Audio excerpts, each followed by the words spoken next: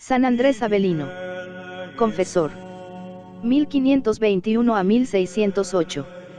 Memoria libre. 10 de noviembre. El grito de reforma había resonado entre la embriaguez profana del Renacimiento, había resonado en el norte, pero era en el sur donde aparecían los verdaderos reformadores y donde la reforma se realizaba. La obra de Teresa de Jesús y Pedro de Alcántara, de Felipe de Neri y Carlos Borromeo, valía mucho más que los gestos teatrales de Lutero y los rítmicos periodos de Melanchthon, y otro tanto puede decirse de Cayetano Tiene, el noble ciudadano de Vicenza, que rezando el rosario mojaba el suelo con sus lágrimas, y cuyo ideal era reformar el mundo sin que el mundo advirtiese su presencia. La orden por él fundada, los teatinos, debía consagrarse a cuidar de los enfermos, de los encarcelados, de los condenados a muerte, y al mismo tiempo a restablecer el culto antiguo, a vigilar por la observancia de los ritos antiguos, a convencer a los fieles de la frecuencia de los sacramentos, a predicar sencillamente el catecismo, a convertir a los herejes y a luchar contra la ignorancia y la superstición. Este fue también el programa de Andrés Avelino, el discípulo más ilustre de Cayetano. Este grave reformador llevaba en el alma la alegría de las campiñas napolitanas y el fuego de los soles meridionales. Había nacido en Castronuovo, una villa risueña de la región que se extiende entre las costas del mar Tirreno y las sinuosidades del Golfo de Otranto. De niño, empezaba ya a manifestar su vocación futura. Oye, Lanceloto, le decían los chicuelos y rapazas de su edad, tú, que sabes hablar, dinos alguna cosa para pasar el rato. Entonces Lanceloto, así se llamaba entonces, se subía a una piedra y empezaba a predicar.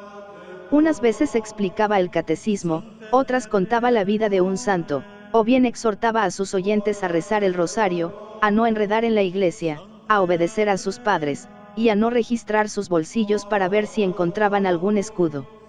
Y el bullicioso auditorio, las niñas muy particularmente, escuchaba emocionado al predicador precoz. Ya adolescente, estudia latín, humanidades, derecho, termina brillantemente la carrera y se hace un abogado famoso, pero, en medio de sus triunfos, jamás pierde de vista el ideal de la perfección cristiana. Atraviesa incólume los peligros de la universidad, huye del libertinaje de los hombres de letras y lucha contra las seducciones de aquella sociedad, que parecía próxima a caer en el paganismo. Las deserciones escandalosas de Bergerio y Ochino le infunden un saludable terror, y su actitud es la mejor réplica a la conducta de los Aretino y los Vermigli. Se necesitaba una fortaleza heroica para defenderse del ambiente que se respiraba en la Italia del siglo XVI, y Lanceloto conoció por experiencia cuán difícil era sostenerse en el combate. Su brillante porvenir le exponía a importunas solicitudes. A esto se juntaba su juventud espléndida, su porte distinguido, la gracia de su semblante, y, sobre todo, llenos de vida, unos maravillosos ojos negros, cuyos encantos aumentaba la inocencia de su alma. Ellos tuvieron la culpa de muchas batallas, pero fueron la causa de hermosas victorias. Ni de joven estudiante, ni de abogado experto, hacía caso el valiente Lanceloto de miradas inflamadas ni de palabras procaces. Más de una vez, como José en el palacio de la egipcia, tuvo que huir dejando la capa en manos atrevidas. Al fin, para buscar un nuevo apoyo en aquella lucha tenaz, decidió ordenarse de sacerdote. Un acontecimiento, al parecer insignificante, acabó por apartarle completamente del mundo. Cierto día, aún no había cumplido los 30 años, perorando en la curia, arrastrado por el calor de la defensa, dejóse decir una afirmación inexacta. Al darse cuenta, sintió profundo pesar, pero su dolor no tuvo límites cuando, al abrir poco después la Sagrada Escritura, se encontró con aquella sentencia de la sabiduría: la boca que miente mata el alma. Inmediatamente se despidió de sus compañeros del foro, y algún tiempo después cambiaba la toga por la sotana de los clérigos regulares teatinos. Tan grande era su anhelo de santidad, que hizo los 2 votos dificilísimos de negarse en todo a su propia voluntad y de subir cada día un nuevo grado de perfección. El abogado había muerto, y con él el joven Lanceloto de las brillantes esperanzas mundanas. Ahora solo queda el catequista de los primeros años. Su nuevo nombre, Andrés, es indicador de cruz y de mortificación. Nadie como él va a realizar el ideal de Cayetano Tiene. Toda su vida es un comentario de la doctrina del fundador. 2 palabras la resumen: reforma y caridad. Predica en las ciudades, predica en el campo, camina a lo largo de Italia desde Nápoles hasta Venecia, visitando las casas de su orden, fundando otras nuevas, llevando los hombres a Cristo, formando discípulos y continuadores, como aquel Lorenzo Scupoli, autor del famoso libro que se llama El combate espiritual. Corría entonces un adagio que decía: si quieres ir al infierno, hazte clérigo. Así se explica el interés especial de San Cayetano por los sacerdotes, interés que hereda San Andrés Avelino, y que hace de la reforma del clero uno de los principales objetivos de su vida. Trabaja también por corregir los desórdenes de los monasterios, sin detenerse ni ante la calumnia, ni ante las amenazas.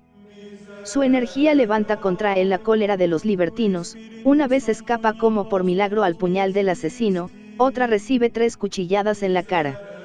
Lejos de quejarse, perdona a sus enemigos y los manda poner en libertad. La caridad es el rasgo distintivo de esta reforma católica. Todos los reformadores son hombres abrazados de amor por sus semejantes, todo lo contrario de lo que pasaba al otro lado del Rin. Al menos, bajo el régimen papal, las personas eran caritativas y no se dejaban tirar de la oreja para dar limosnas. Ahora, bajo el régimen evangélico, en lugar de dar limosna, se roba todo lo que se puede, y si creen sacar alguna utilidad, llegarán a despellejarte vivo. Así decía Lulero, y un campenero usuyo, Musino, añadía: hemos cambiado de naturaleza. Tenemos unos con otros la bondad de las bestias feroces. ¿Quién se interesa ahora por el prójimo? Cada cual se ama a sí mismo, sin preocuparse por los demás, y podemos preguntarnos si queda en nuestras venas una gota de sangre humana. Esto, entre los secuaces de la nueva doctrina, bajo el régimen papal era siempre lo mismo. Andrés Avelino tenía las mismas entrañas de piedad que Vicente de Paul, Felipe de Neri y Carlos Borromeo. Como no podía dar dinero, se daba a sí mismo, o bien daba la salud a los enfermos con su oración. Esto sucedió muchas veces en la peste de Milán de 1576. Fue entonces el mejor auxiliar del arzobispo, el más tierno amigo de los pobres, el servidor más abnegado de los enfermos. Lloraba por los que no tenían que comer, por los que se hundían en las tristezas del vicio, por los que el pecado arrastraba al infierno, y los 50 años de su vida apostólica fueron una cadena maravillosa de obras de caridad. Súbitamente, cuando tenía ya 88, llamóle Dios a recibir el galardón de sus trabajos. Preparábase a decir la misa y estaba ya al pie del altar, cuando al pronunciar las palabras, introibo ad altare Dei, le derribó al suelo un ataque de apoplejía, que solo le dio tiempo para recibir el viático.